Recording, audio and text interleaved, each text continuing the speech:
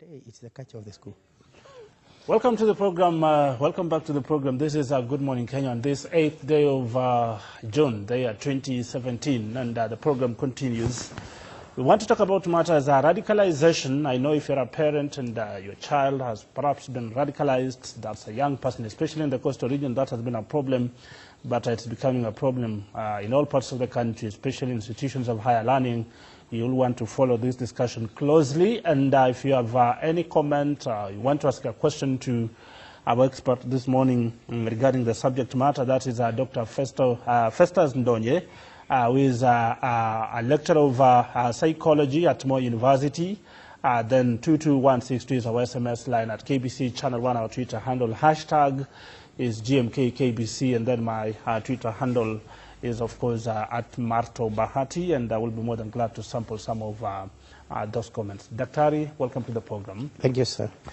We're tackling this morning a very sensitive topic in my view, and let's just begin by simplifying and perhaps demystifying what it all entails. When we talk about radicalization, because this is a term, every time we mention security, it is well talked about in this country. What do you mean with radicalization? To my understanding, radicalization is another way of saying deviation in behavior. Mm-hmm. In other words, a child or somebody starts behaving in a manner which is not expected in the society, mm-hmm. which is not acceptable in the society, which is annoying in the society, and therefore it is actually causing some side effects mm-hmm. in a negative way. Mm-hmm. The source of radicalization can be in many forms. Mm-hmm. It can be how is this child being taken care of right from the house by the parents. We as the parents in Kenya, are we taking care of our children, or are the children taking care of themselves? But do they have time to take care of their children? That is the question again. Mm-hmm. For 365 days of a year, mm-hmm. how many days do the parents spend with their children? Most of the parents today, they are praying to get a boarding school for their children who are even 5, 6, 7, 8 years, because they want them to be taken care of by another parent, mm-hmm. because they are busy with something else. Mm-hmm.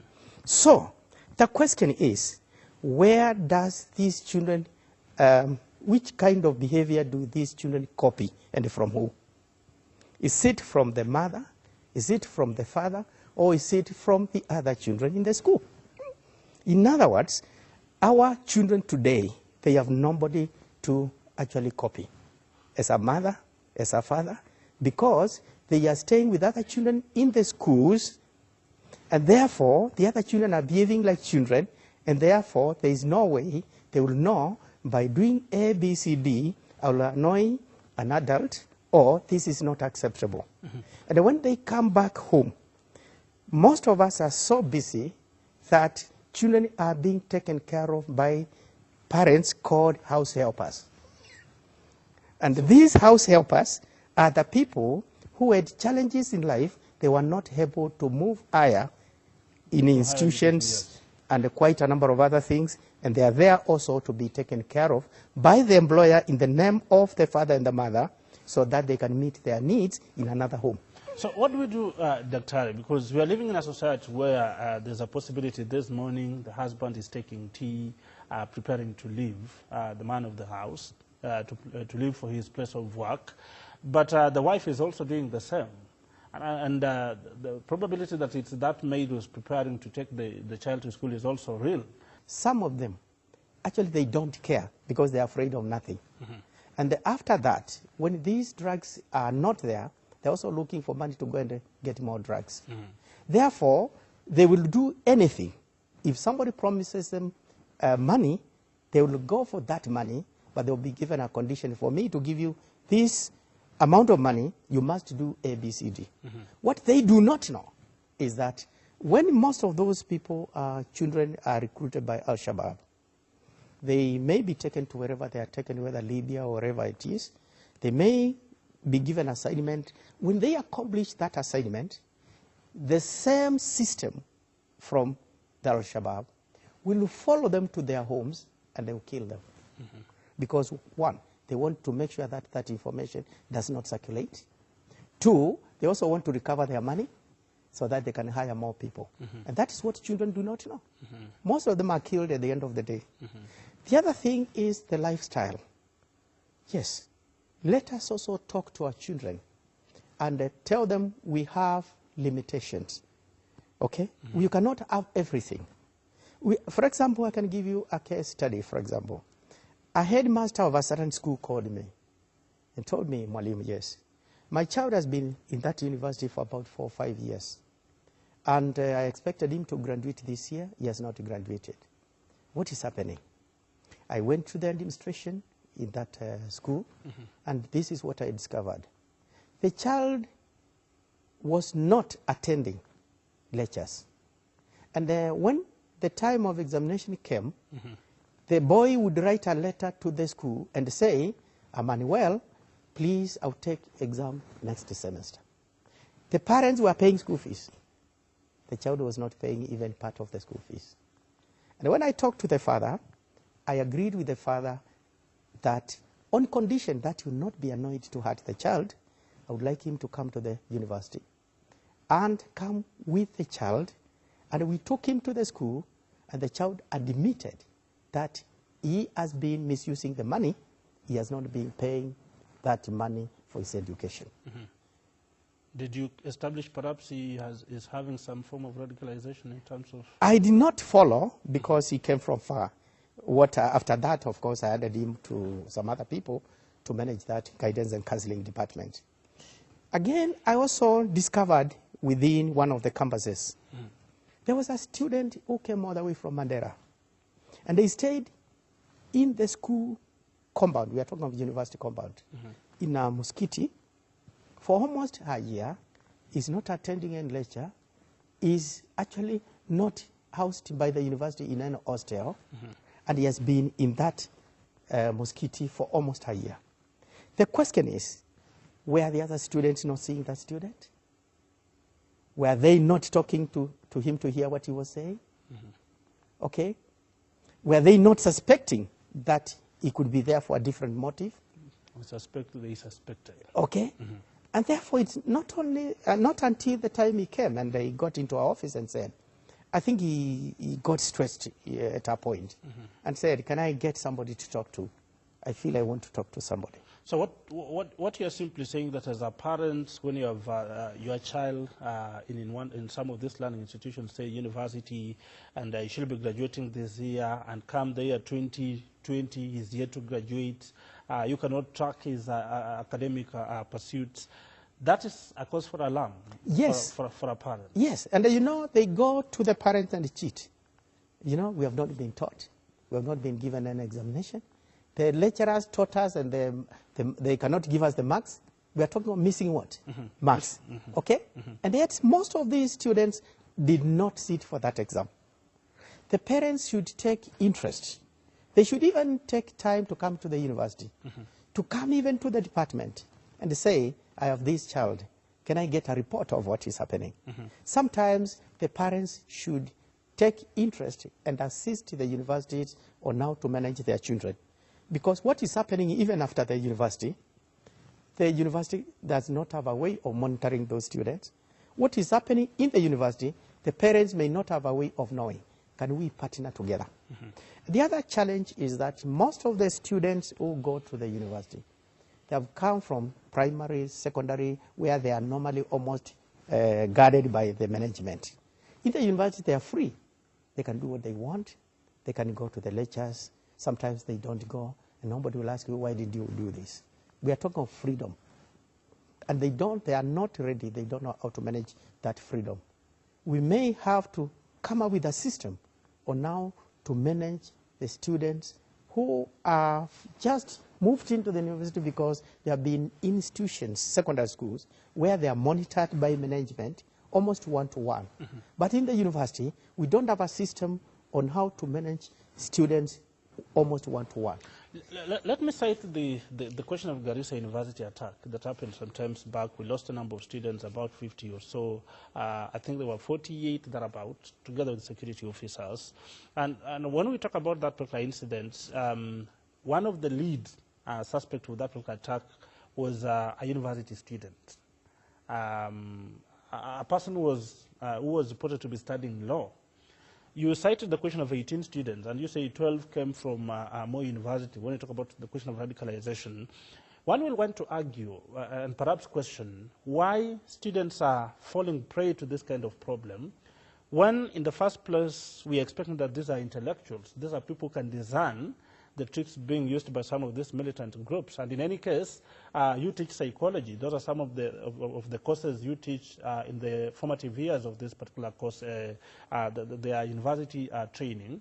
Say first year, you introduce them to psychology, sociology, basic communication skills. So we are expecting that they should be in a position to really discern that these tricks that somebody wants to play on me, I cannot accept. Yeah, but you see, when it comes to the so-called personalities, there are a lot of things which interfere with that kind of thing. In fact, our personalities, the way I behave, the way you behave, the way anybody else behaves, that person started acquiring that behavior from the first day the mother got expectant, even when that person was not born. The behavior, the environment the mother was living in has a lot of influence in the way we behave ourselves. For instance, when you are in a class or in a sitting place and you find some children sucking their thumbs, what does that tell us? It tells us that their mother had one of the three things when she was expectant. She was either worried of something, worried means also scared of something, anxious of something, and that translated into the behavior of that child after birth. It can be seen. And therefore, the environment, we parents, where we live, has also a lot of impact on the children we are going to bring up in this country. But at the end of the day, I'm saying one thing, discerning the behavior of anybody. For example, when you go to sports, you get a sport like boxing, okay? If I were to give you 10 million and tell you you become a boxer, you may say no, because I don't want to be punched. Somebody else may not even get that a lot of money, but he is saying, you don't want to be a footballer, I want to be a boxer. And he's hit several times, and he continues. We are talking about personalities, okay? What has, enticed that person to be that way? It is from the time the person was conceived up to the time the person was born, and the environment he lived in. Behavior is infectious. So the environment he lived in infected that person to be the way he is. So, and that's why even according to African culture, I don't want you to be seen with so-and-so. What are they saying? That person's behavior is not acceptable. And at the moment you stay with that person, you'll also be behaving like that person. Tell me your friends, and I'll tell you your character. Your character, yes. Okay? Yes. Therefore, at the end of the day, we are talking about environment. How are we managing our environments? Right from the village, schools we go to, and up to, and the schools we are talking about from kindergarten to university. Can we also restructure our institutions? How do we manage our institutions? Who monitors our children? There's a difference between keeping goats in a shed and keeping children in a school. Okay? What we're interested in when we're keeping goats in a shed is whether we can get enough milk. We don't care whether one is eating the other when we are not there. Okay? I think we need also to have a structure where we can monitor our children. I believe in one thing, not punishing, but actually trying to understand and try to manage them in a positive way. Because the more we become negative, the more we make them harder, and we make them prepared even to behave in much more annoying way. I feel like I'm in a class being taught Sigmund Freud and Joseph Brennan, all those kind of things. Okay. let's ask the question of, we know some of the causes of radicalization in this country. You talk about the question of right from the time the child is born, how do we take care of them in schools and all those kind of things.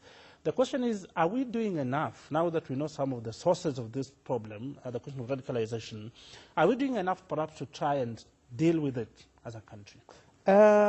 Yes and no, because I feel we need a comprehensive study on how did it begin, how is it being managed by who and where, and what would be the possible way of managing it. Mm-hmm. I don't believe in the idea of actually trying to sort of victimize. In other words, to say so-and-so is useless because of this and the other. This religion, this whatever, that to me does not matter. We have people in all faiths who are also involved in radicalization. Mm-hmm. We cannot say specific religion is the one which is ABCD. But the other thing is this. We have to know who are our neighbors as a country. Mm-hmm. I've worked in Southern Sudan with the United Nations sent by Kenya government. I've worked in Somalia, sent also by UNICEF. And when you look at the structure there, people are bitter and desperate. Mm-hmm. Are they also spilling into our country? If they are spilling into our country, who are their friends? Mm-hmm. What is the effect? Okay? Mm-hmm. And out of that, how can we control our children from copying what they are seeing from other people who are either desperate and who do not care? And the most important thing is we are talking about law. We have law in those countries. Those countries, we are talking of lawlessness because we don't have governance. Okay? Mm-hmm. So people can do what they want and get away with it. Mm-hmm. Here we have constitution, we have law, we have management. And thank God, God has helped us as a country, Kenya, for those years. Let us take care of the country. And therefore, we stick to our constitution because they are kind of structures. And remember, I really appreciate what the head of state said and says. Security. Because when we talk of radicalization, we are talking of insecurity. Mm-hmm. It starts with me. Those people, the parents, before we talk of radicalization, which is the children, they themselves, what have they done to manage the structures which can create insecurity in this country? Drugs, those kind of behaviors. And then after that, then they'll say, security starts with me and the you in this context is their children. It's my children. Mm-hmm. When I'm seated here, when you are seated there, and you see a child misbehaving, can you swear and say, my child cannot do this? And yet you don't know where that child is. Okay? Mm-hmm. Can we also try to take care of the children, wherever they are, whether they are mine or yours, because they belong to the state. But then we need a structure in a way that people will also not blackmail us. When you talk about children, and, yes, and because I'm talking to a psychologist this morning, mm-hmm, and you did indicate and in fact paint a picture of the modern contemporary parent today does not have time to take care of the child. You leave at 5 a.m., you come back at midnight, so you say. And so you leave your child in the fate of a teacher and more likely the maid. So how do you deal with that problem to ensure that the upbringing of that child has some semblance of my character, if I'm a man of high integrity, I'm assuming, so that when this child is growing, we don't say that we left him to mother fate? You know, strange enough, there was a very interesting thing in this country. There was a time when everybody said mathematics is a very difficult subject, and people ran away from it. Mm-hmm. And a study was done, and we discovered one thing. It is not the mathematics which was a challenge.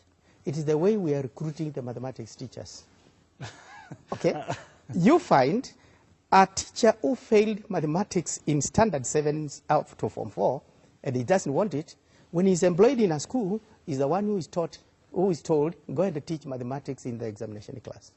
How do you teach and love what you don't, what you hate? Mm-hmm. Okay? What am I trying to say? I'm trying to say, at the end, who is told, go ahead and teach mathematics in the examination class. How do you teach and love what you don't, what you hate? Okay? What am I trying to say? I'm trying to say, at the end of the day, we have to change our structure of kindergarten, nursery schools, lower primary. Those are the critical areas in our country. Some other countries, they may not allow any teacher who is a standard 8 failure or waiting to go to secondary school, or a Form 4 leaver who is waiting to go to the university to go and teach kindergarten. Because we are talking of molding and creating behavior for this country. They only allow psychologists who have been trained on child development at level masters and PhD to manage those children. Because that's now the now we are talking of the foundation. country, the culture. But here we take people who even cannot teach standard 8 and whatever to go and take care of those children. Because we feel they are young and... Yes, and again, those people are cheaper for us to hire to go and take care of those children. The people who are teaching those children, they are not wrong. Because how can you teach what you don't know? They don't know child development, structures, stages, psychology, all those kind of things. Can you sort of reinvent our wheel? How? We get the most experienced people to take care of our children as they grow. People with even doctorates. Yeah. But the question of pay will come in. No, but we can structure it in a way that even when you teach your doctorate class in the university, you can also work and teach in a kindergarten, which is within those structures. Okay? Why? Because how will I know whether a child is honest? I will not ask him, are you honest? You say, no, I'm very honest. Okay? But it's a simple trick. If I leave my pen here and I pretend I've forgotten it and I walk out, two things will happen if I have several children here. One child will come and pick it and follow me and say, Mwalimu, you have forgotten this. What has that taught me about that child? The child is honest. What about the one who picks the pen, hides it, and makes sure when I'm coming in, he jokes around and hides it, and comes here and keeps quiet? A very small example. There was a mother who did not have enough food for the children. And she had about 3-4 children, then there was a small child. And they told the children, I don't have money, I have only that food and it's only enough for the young baby. Please just wait for me to go and look for the food, and by noon or so, I'll bring enough food for you to eat. Then when she went out, one of the boys who felt that he's clever and cleverer than anybody else, when the others were playing, he went and ate the food of the baby, got to the mirror, and he looked at himself and he thought everybody would see the food on the lips. He rubbed the lips till they got swollen. And then he waited. When he knew the mother was coming, he made sure that he's the one to go and meet the mother to pledge loyalty. But then the mother asked him one question. How was the day? The boy put up his hands and said, I swear that I'm not the one who ate the food. How was the day? I swear I'm not the one who ate the food. That is the kind of behavior we have within those kind of environments. We create a lot of evidence when we are trying to destroy evidence. And therefore, when we are talking about radicalization and we are talking about security and other things, it starts from that level. It starts from that level. If we can manage that group, as they grow, they will also be saying it is good to take care of our property called our friends, our Kenyans, our citizens, all that kind of thing, and the property we have. They'll be the first people to say, this one is not behaving well. Children in class, you will get inside and say, Mwalimu huyu ana tukanana. What does that tell us? It tells us many things. You can write a report about the behavior of a village by teaching a kindergarten class. How? You leave the children to be playing, and then one will start hitting the other one, and then the question is, this one is harassing us. What does that tell you? He got that from home, where he saw either the husband was harassing the wife, or the wife was harassing the husband, or the other way around. Okay? So these things, they are acquired. And the other thing which is actually making lifestyle in universities and whatever because of these young people is also the lifestyle. The way also they want to have these phones, they want to dress in certain kind of manner, they want to buy expensive things, and they don't have even time for lectures, most of them. Okay? How can we manage our lifestyles? That is a topic for another day, for another day, because it's such hard. As we bring this to an end, Daktari, in the recent past, we have had a situation where young people are recruited, or the youth are recruited by some of these militant groups, say Al-Shabaab, and after some time, say a year or 6 months, they come back to the country. Perhaps after going through the experience, and they say, no, we cannot do this. Are we as a society doing enough to embrace them back to the society? And what can we do more to ensure that they feel like they're part of this country? And that's why we come back again to community policing. Okay? I have lived in a country where everybody, every citizen is a security officer. How? They have been told this is your country. You either destroy it or build it. We have the three things. Are you saying these children, wherever they come from, nobody has seen them? Whether the parents, whether the neighbors, whether the other children? And if they saw them or they have seen them, why didn't they report it, say it? If they don't want to go to the security officers, why not to the chief? Why not to the village elder? Why not to another responsible adult? We are talking of seeing and saying, in other words, reporting. Are you saying that they did not hear these people say that I bought this expensive mobile phone, and the next question is, where did you get the money from? Okay? Your parents cannot afford your school fees. You have a mobile phone which is 100,000, and your school fees is 15,000. Where did you get it from? Because the parent cannot give 100,000 for the boy to buy a mobile phone, and yet he cannot pay 15,000 school fees. Where did you get it from? They will start leaking. I got it from a friend. Which friend? And the word a friend, which friend? It is these Al-Shabaab, those kind of groups which start as friends. They don't start as enemies. Okay? And then that as a friend. Which friend? Can we track it from there? Then the next thing is, you have had a friend. You have heard, I got 100,000.